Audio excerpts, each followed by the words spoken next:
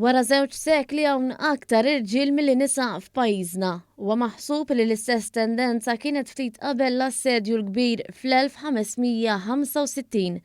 Dan ħareġ minn analiżi dettaljata li għamlet u pubblikat il-Gazzetta Kulħadd.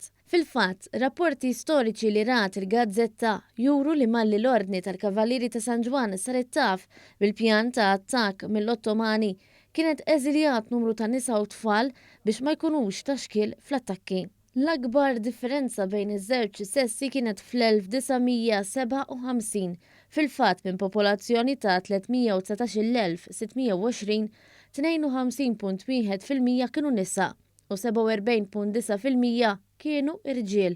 Jiġifieri f'pajjiżna kien hawn 1088 mara għal kull 1000 raġel.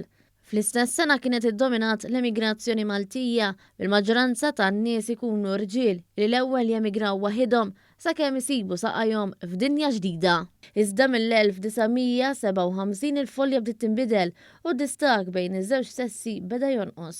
Għalhekk fl-aħħar ċensiment għall-ewwel darba il-popolazzjoni Maltija wriet maġġoranza ta' 52% ta' rġiel, jiġifieri 924 mara għal kull 1000 raġel. Iż-żieda ta' rġiel mill-2011 il hawn kienet ta' aktar minn 62,000 raġel jew 30.1%, waqt li n-nisa żdiedu bi 18.9%.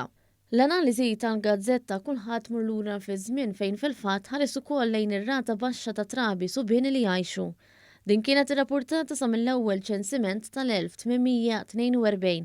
Din il-problema baqgħet kaxkar sa qabel is-snin 20 tas-seklu illi għadda. Sa minn mindu beda jsir iċ-ċensiment f'pajjiżna kien hemm biss 6 snin fejn ir-rata ta' mwiet kienet aktar mit-twelid.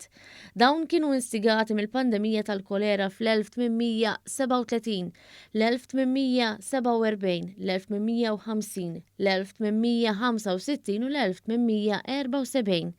Din tal-aħħar kienet waħda mill-ar snin ta' Mart li laqat lil pajjiżna fejn hawnhekk iddomina wkoll il-ġidri. Ma dawn fl-1942 illi kienet l-aktar sena diffiċli tat-tieni gwerra dinjija u bl-inqas riżorsi possibbli, Malta wkoll esperjenzat iżjed imwiet milli twelid. Mart bħat tuberkulożi u d-den irqiq kienu wkoll fatturi ewlenin wara l-popolazzjoni baxxa fl-aħħar tas-seklu 19. Iżda 50 sena wara, jiġifieri bejn l-1952 u l-1955, il-popolazzjoni żdiedet.